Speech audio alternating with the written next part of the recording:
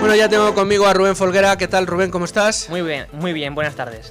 Rubén, un día importante en el día de hoy. Tenemos un informe esperado, ya nos lo habían anunciado, sabíamos que iba a llegar en el día de hoy, pero una vez ha llegado y nos hemos puesto a profundizar en él, ojo todo lo que viene en este informe, ojo el nivel de detalle de análisis al que han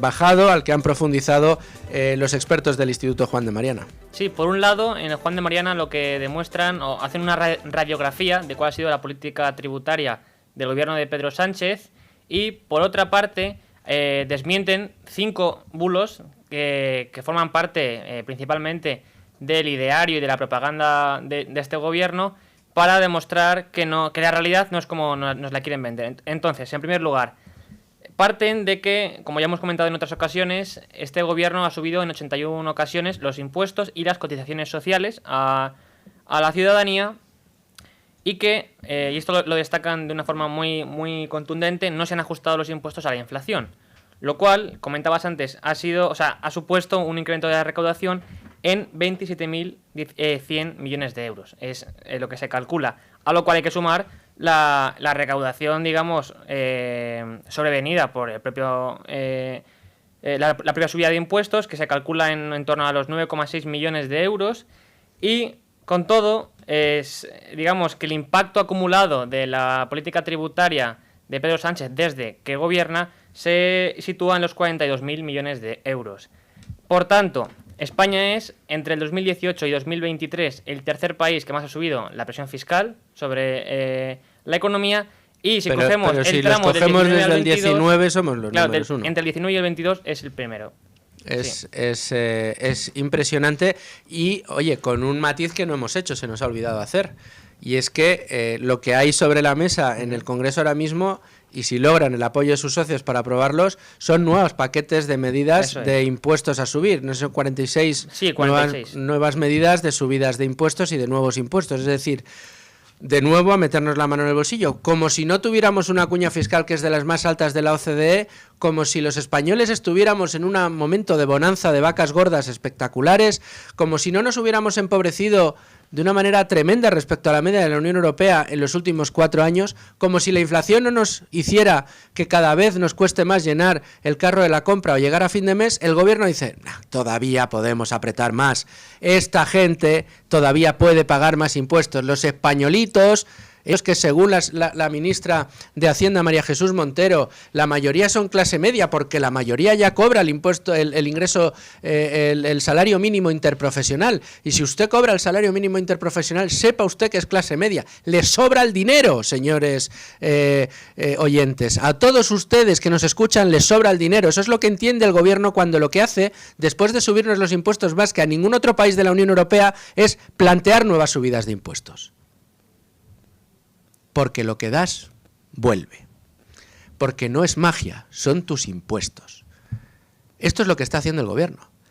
Y si me ven así desoliviantado es porque cuando uno bucea en los datos que ha ofrecido el Instituto Juan de Mariana, datos sacados de Hacienda, no inventados de ninguna manera, datos sacados por Hacienda y por el INE para hacer los cálculos de hogares, los cálculos de distribuciones salariales, datos oficiales de este mismo gobierno, cuando uno bucea en estos datos, se da cuenta de la manera descarnada en la que nos tratan estos políticos, quienes han conseguido que nos empobrezcamos de una manera brutal durante los últimos 4 años y lo único que se les ocurre, más después de una tragedia donde se ha demostrado que el Estado no estaba cuando era necesario, que ese Estado que queremos sostener con el pago de impuestos no estaba cuando más falta hacía, es subirnos todavía más los impuestos.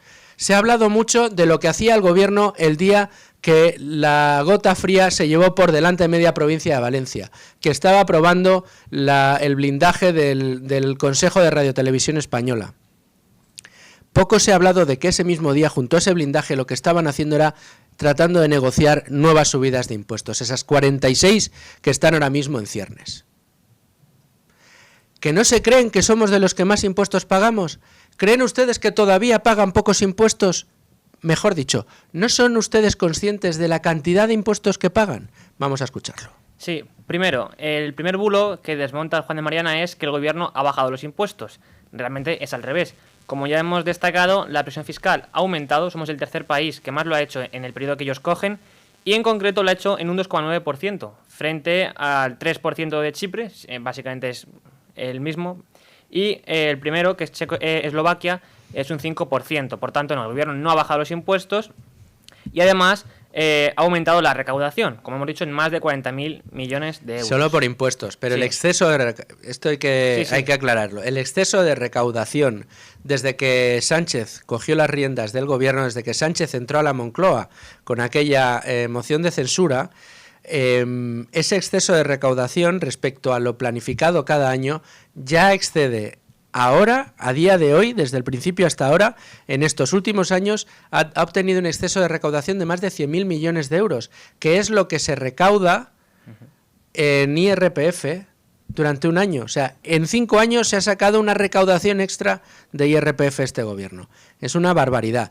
Pero si nos vamos a la letra pequeña, a cuánto exactamente ha obtenido por esos nuevos impuestos, esos 81 que nos ha puesto en marcha, son esos 42 millones. Sí, y en este mismo sentido, el gobierno lo que dice es que, a ver, es Europa la que les obliga a subir los impuestos. Mentira. Pero no. La presión fiscal no es ninguna variable relevante para la Unión Europea y, de hecho, no hay reglas sobre mínimos o máximos, ni tampoco directrices que exijan igualar los indicadores nacionales con el promedio de la Comunidad Europea. Y es que, además, existe, como el propio informe destaca, una gran variedad en cuestión de materia tributaria. Por tanto, esto no es ninguna... O sea, esto es falso, directamente. Y hay que tener en cuenta también que para cerrar la brecha fiscal, porque si dijéramos, no, es que tenemos la obligación de cerrar la brecha fiscal con Europa. Bueno, hay más mecanismos que subir los impuestos. Se puede reducir el gasto, ¿no? Pasa que eso tampoco se lo plantean, debe ser. No, claro, de hecho, lo que la Unión Europea siempre dice es, usted lo que tiene que hacer es cuadrarme las cuentas. Claro. Usted no puede gastarse más de lo que ingresa, al menos no más de estos límites. Sistemáticamente España ha estado incumpliendo estos objetivos de estabilidad respecto al déficit y la deuda. Pero lo que hace es justificar nuevas subidas de impuestos para tratar de cuadrarlas al año siguiente, cuando dispara de nuevo el gasto y otra vez vuelve a descuadrar, por lo que nos vuelve a pedir que subamos los impuestos. Como tú dices, a la hora de decidir cómo ajusta esas cuentas, nunca dice, hombre, pues creo que podría llegar a gastarme un poquito menos. Creo que tengo un poquito engordada la administración por aquí y por allá. Y por aquí, o sea, lo que va a hacer Donald Trump con ayuda de Elon Musk, ¿no? Oye, Elon Musk, te quiero para que hagas lo que hiciste en Twitter. Que entres en la administración y me la adelgaces y me quites burocracia y me quites gasto excedente. Me quites grasa del Estado. Y Elon Musk ha dicho, aquí estoy yo. O lo que ya ha hecho Milei. Doge, o lo que está haciendo Javier Milei, ¿no? Lo que ha hecho y lo que sigue haciendo, ¿no? Cómo está absorbiendo pesos como si no hubiera un mañana y recortando el peso de la administración de una manera brutal y de la burocracia, además con medidas sencillas, muy, muy fáciles de entender y que las está poniendo en marcha. Pues no, aquí no. Aquí como la vaca sigue dando leche, como podemos todavía quitarles más dinero a los españoles, como ya les estamos incluso expropiando las viviendas para que se las queden los ocupas, para que hagan políticas sociales nuestros ciudadanos con su propia hacienda, pues ahora nosotros les vamos a subir todavía más los impuestos. Sí, pero ¿a quién se lo van a subir? Según ellos, a los ricos. Ah, no, las clases medias y trabajadoras, estas no van a sufrir subidas de impuestos. Claro. ¡Mentira! Vamos, totalmente falso, y ya lo dijo María Jesús Montero, ¿no? Hemos sacado el corte algún día, no vamos a subir los impuestos a la clase media ni trabajadora. Bueno, es falso, como todos podemos saber. Pero tampoco se aplica a los ricos, porque ellos dicen que van a subir los impuestos a los ricos porque los ricos no pagan impuestos, pero es que esto es falso. ¿Por qué?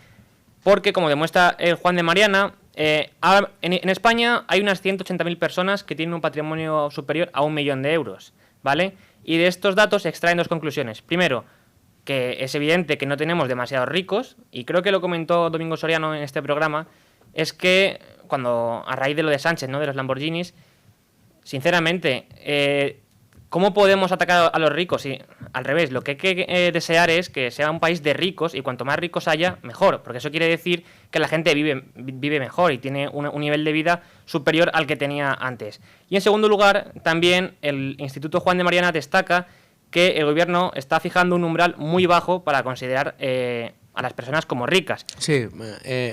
Porque lo sitúan en 60.000 euros. El gobierno sitúa en 60.000 euros el límite de rico y pobre, o de rico y clase media. Si usted cobra más de 60.000 euros anuales, o su hogar ingresa más de 60.000 euros anuales, brutos, ¿de acuerdo? Si usted tiene un salario de 30.000 euros anuales y su mujer otro de 30.000 euros anuales, en su familia es rica, ¿vale? Porque ingresa más de 60.000 euros brutos al año. Esto es una auténtica miseria. En cualquier país europeo, 60.000 euros al año es clase media, cuidadito. Clase media, media baja. Aquí no, aquí ya somos no media ni media alta, no, aquí somos ricos si ganamos más de 60.000 euros al año, si somos capaces de ingresar en nuestro hogar más de 60.000 euros al año. Que sí, que desde la perspectiva de aquellos que están tratando de sacar adelante una familia con unos ingresos de 40.000, de 30.000, de 25.000 euros anuales, ver 60.000 euros al año parece mucho dinero, pero que no podemos hablar de ricos. Es más, a mí me parece que entre 60 y 150.000 euros anuales podríamos hablar de clase media alta. Y si quieren ustedes, les concedo que a partir de 150.000 euros al año, pues quizás sí que yo no hablaría tampoco a partir de... Pero a partir de 600.000 yo creo que sí que podemos decir que ya no eres millonario, pero ya puedes considerarte dentro de la clase más alta. Pero es que más de 600.000 euros al año, Rubén, lo decíamos antes, ¿qué porcentaje de los contribuyentes supone más de 600.000 euros al año? Pues es un escaso 0,1 que, por cierto, soporta el 7,6% de la recaudación total. Es decir, que un 0,1, para que luego digan que la gente adinerada no paga impuestos. La media de lo que pagan, ese 0,1% que tiene más de 600.000 euros anuales de rentas, en España son 500... Perdón. Sí, 540, lo que pagan de media. Aquellos que ganan más de 600.000 euros en España. Son 540.669 euros. De media, los que ganan más de 600.000 euros en España, que es un 0,1% de la población, de media están pagando en impuestos por sus rentas 540.000 euros. Más de 500.000 de euros todos los años en impuestos. Y esa es una media que sale cuando empiezas a sumar a aquellos que ganan más de 600.000 euros al año. Esta recaudación, esta media de 540.000 euros anuales por cada uno de esos 0,1% de la población, está consiguiendo recaudar el 7% de la total recaudación en España. Un 0,1, un error estadístico, te está dando cerca del 10% de la recaudación total en España. Si eso es pensar que ese 0,1% no paga impuestos, que venga Dios y lo vea. Que venga Dios y lo vea. Porque no es que paguemos pocos impuestos, es que España, que es en lo que se traduce este informe del Instituto Juan de Mariana, se ha convertido en un auténtico infierno fiscal. Pero es un infierno fiscal que además no nos dejan ver. Si no es por este tipo de informes, los españoles, la gente que va a trabajar por la mañana, que se levanta tempranito, que trabajan por cuenta ajena, que tienen su nómina, resulta que no son conscientes de la cantidad de dinero que entregan cada año, cada día, cada minuto de su vida al Estado. Ya de mano, entre cotizaciones sociales, que aquí en este informe también viene el incremento de recaudación respecto a lo que tiene que ver con las cotizaciones sociales, que también son impuestos, También son impuestos, porque las empresas no tendrían que abonar las cotizaciones sociales si usted no estuviera trabajando con ellos. Y con esas cotizaciones sociales se pagan las pensiones y no hay suficiente con lo que paga usted de cotizaciones sociales. Hay que sacarlo también de los impuestos directos e indirectos, de los presupuestos generales del Estado, del déficit y de la deuda. Bueno, pues entre cotizaciones sociales y IRPF y todos los impuestos que paga usted todos los días, cuando paga la factura de la luz, cuando le echa gasolina al coche, cuando va al supermercado a comprar, cuando saca un café de la máquina, cuando se toma un café en la cafetería, cuando cambia las ruedas del coche, cuando compra zapatos, cuando paga el recibo del agua, cuando paga el seguro de la casa, cuando compra una casa, cuando vende una casa, cuando ahorra dinero, cuando invierte. cada una de las actividades, nos falta que nos cobren por respirar, porque ya casi por andar por la calle también nos cobran. Pues el Estado, de toda su actividad diaria, al que menos gana en este país, se le lleva la mitad de lo que genera. Y si esto no es un infierno fiscal, que venga Dios y lo vea. Y el problema que tenemos en España es que el gobierno se ocupa y mucho de que usted, que apenas ingresa 1.200 euros al mes en su cuenta, no se dé cuenta, valga la redundancia, de que probablemente en impuestos todos los meses le esté ingresando en las arcas del Estado por su trabajo y su actividad, no el del Estado, el suyo, le esté ingresando al Estado, le esté pagando al Estado entre, no sé, 600, 700 euros todos los meses. Para usted 1.000, para el Estado 700. Pero no 700 que tenga que pagar la empresa, que es muy mala y por tenerla usted contratado tiene que pagárselo. No, ese es un dinero que si no se fuera a Hacienda se iría a su bolsillo. ¿Y a usted le parece poco? ¿A que no? Pues al gobierno de Sánchez le parece poquísimo y todavía quiere cobrarnos más impuestos. Sí, y por resumir, el 0,7% de los contribuyentes, que son los que tienen más de 150.000 euros de renta bruta, pagan el 18,5% de la recaudación. El 56,1%, que son los que tienen menos de 21.000 euros de renta bruta, pagan el 8%, y al final es la clase media, que digamos el 50,3% de los contribuyentes está entre 21.000 y 60.000, son los que, son esos los que pagan el 50,3% del total de la recaudación. Por tanto, ni los ricos no pagan impuestos, que vemos que sí los pagan y bastante, ni tampoco es cierto que no hayan subido los impuestos a la clase media. Es tremendo. Este informe hay que profundizar más en él, pero ¿qué te parece, Rubén, si seguimos viendo cifras, pero lo hacemos con uno de los responsables de este informe, que es el coordinador de estudios del Instituto Juan de Mariana, que es Diego Sánchez de la Cruz, a quien ya tenemos al teléfono? Diego, ¿cómo estás? Muy bien, Luis Fernando, ¿qué tal? Bueno, enhorabuena por este informe, de verdad. Cómo se nota tu mano en los informes del Instituto Juan de Mariana, la verdad son esclarecedores, como a mí me gusta, son despertadores, ¿no? Son de estos informes que te hacen abrir los ojos, te hacen darte cuenta de la realidad en la que vives y de cómo intentan engañarte por la vía de hurtarte toda la realidad, ¿no? Todo lo que te están quitando. 81 subidas de impuestos con un gobierno que todavía considera, Diego, que nos cobra poco. Antes de que empecemos a meternos en harina, quiero que escuches lo siguiente. Y vamos a gravar fiscalmente a quienes ya tienen en el banco suficiente dinero para vivir 100 vidas. Y esa supresión de impuestos a los ricos lo que conlleva es que se dejen de recaudar nada más y nada menos que 1.400 millones de euros. Usted saberlo, una bajada generalizada de impuestos no resuelve ninguno de los problemas que tenemos en este momento. Sí, por favor, pagar todos los impuestos que podáis. Es necesario recordar estas obviedades cuando reaparecen entre nosotros los brujos que rescatan sus fracasadas recetas y que proclaman que el dinero está mejor en el bolsillo de los ciudadanos. Los ricos, pues lo siento, tienen que pagar más impuestos que lo que pagan hasta ahora. No puede ser que el coste de los servicios públicos de nuestro país, de la educación, de la sanidad, del bienestar, lo esté soportando las clases medias y las clases trabajadoras de nuestro país. No es magia, son tus impuestos. Bueno, Diego, queríamos hacer un pequeño repaso para después de contar algunas de las cosas que hemos contado, ahora ya vamos a entrar en harina, bueno, pues que escuchemos a este gobierno cómo intenta vendernos que ¿qué dices? Que no pagáis poco, que tenéis que pagar todavía más.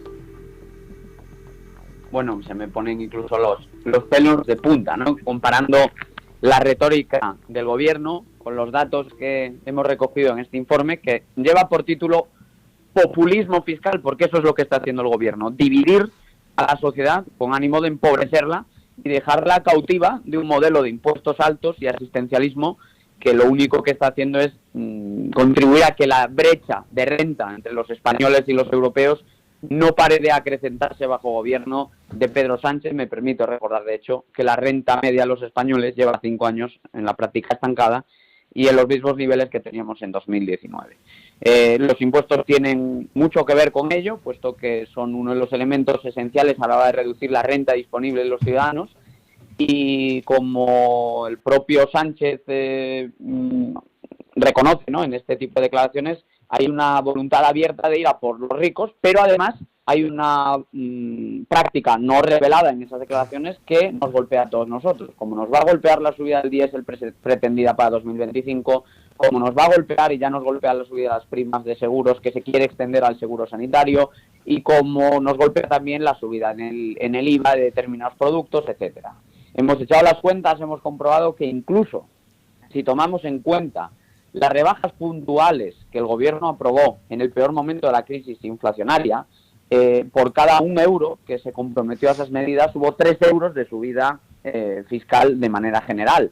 Y además, claro, con el agravante de que esas rebajas fueron temporales, como todos sabemos cada vez que pues vamos a hacer la compra o a llenar el depósito a una gasolinera, mientras que las subidas de impuestos han sido permanentes. Entonces estamos en una España en la cual, desde que gobierna Sánchez, se han subido 81 veces los impuestos, han sido 81 alzas fiscales y de cotizaciones, y que si a esas subidas de impuestos y de cotizaciones le sumamos además el incremento por la puerta de atrás de la tributación a través de la no indexación de sus tarifas y sus tramos, es decir, de no descontar el IPC de los impuestos, pues evidentemente tenemos un cóctel explosivo para los contribuyentes que están soportando una factura que en promedio se ha aumentado en 2.200 euros por hogar desde que gobierna Sánchez.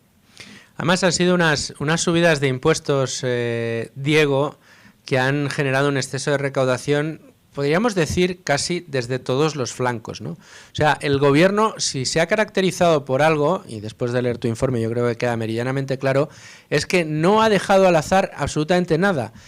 Se han empleado a fondo, podríamos decir, uno de los aspectos en los que sí que han trabajado y lo han hecho, digamos, sin escatimar ni un solo esfuerzo, es en que no se les escape absolutamente nada. Es decir, no deflactan la tarifa del IRPF aprovechando la crisis inflacionaria que estábamos viviendo.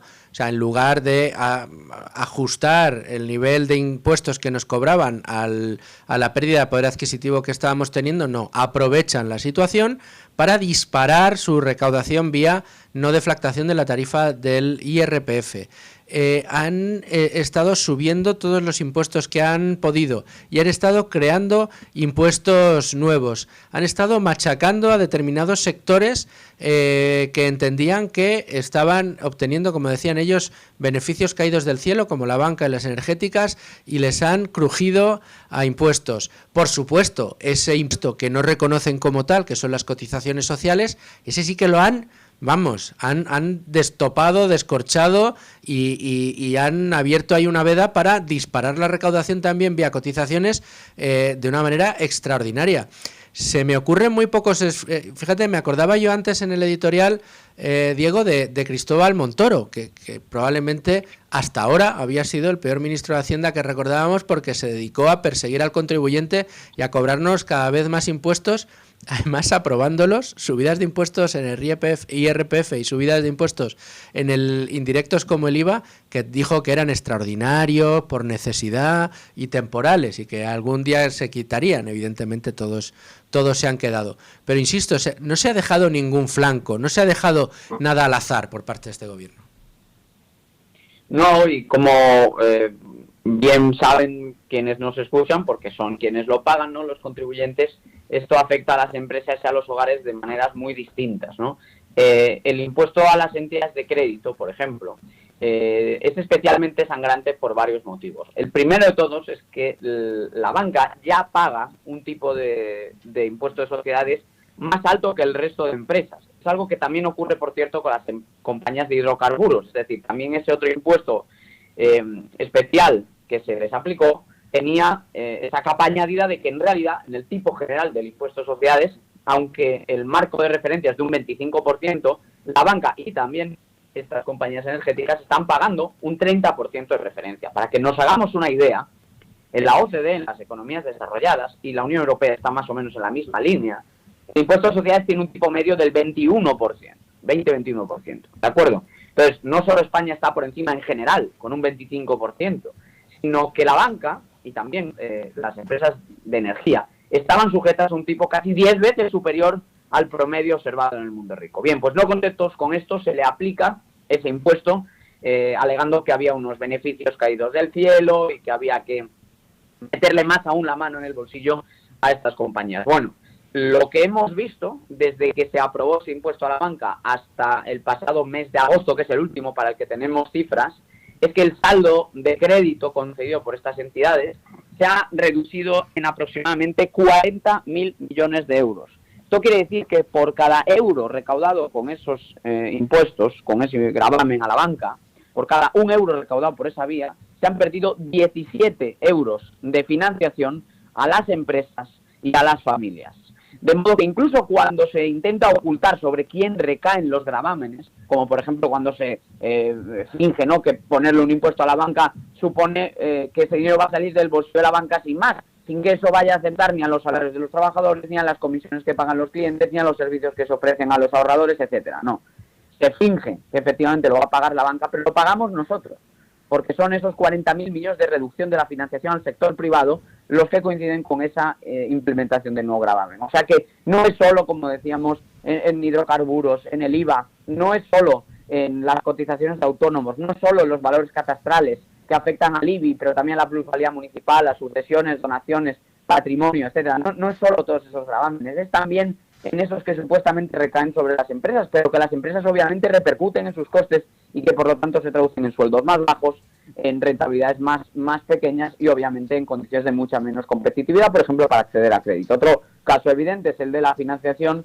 del impuesto de la tasa financiera, de la tasa digital a los servicios digitales, también conocida como tasa Google, que en última instancia lo que ha hecho es incrementar el precio que pagan las empresas españolas por anunciarse o acudir a los servicios de este tipo de plataformas que son fundamentales para vender sus productos y para anunciarse en pleno siglo XXI. De modo que lo mires como lo mires, tenemos un estallido fiscal en toda regla, con 81 altas tributarias. No es cierto que solo paguen los ricos, no es cierto que los ricos paguen pocos impuestos, lo estamos pagando todos. Los ricos y los no ricos están pagando muchos impuestos en España y el incremento neto de recaudación derivado estrictamente de las medidas recaudatorias que ha adoptado el gobierno, tomando todas en cuenta, incluidas esas rebajas que solo fueron temporales, arroja una subida de 40.000 millones de euros, que son 40.000 millones que el gobierno le ha quitado de su bolsillo a empresas y familias. Es tremendo, y es tremendo además porque es tal y como lo cuentas. Además, recuperando figuras, mejor que recuperando, porque ya existía, tratando de extenderla por todas las comunidades autónomas, incluso aquellas que dentro de su autonomía fiscal habían decidido hacerlas desaparecer, como el impuesto de patrimonio, con una nueva engañifa, Diego, el de la armonización fiscal. ¿Qué nombres eligen, macho? El de marketing, el mejor el mejor director de marketing que hay en el mundo es el que lo lleva en la agencia tributaria, porque todo lo que idea son nombres espectaculares. Armonización fiscal. La armonización fiscal que se persigue es no armonizar por abajo.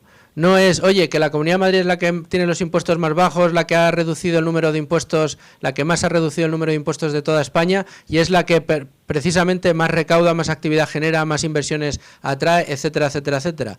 Hagamos lo que hace la Comunidad de Madrid, bajemos todo, armonicemos por debajo.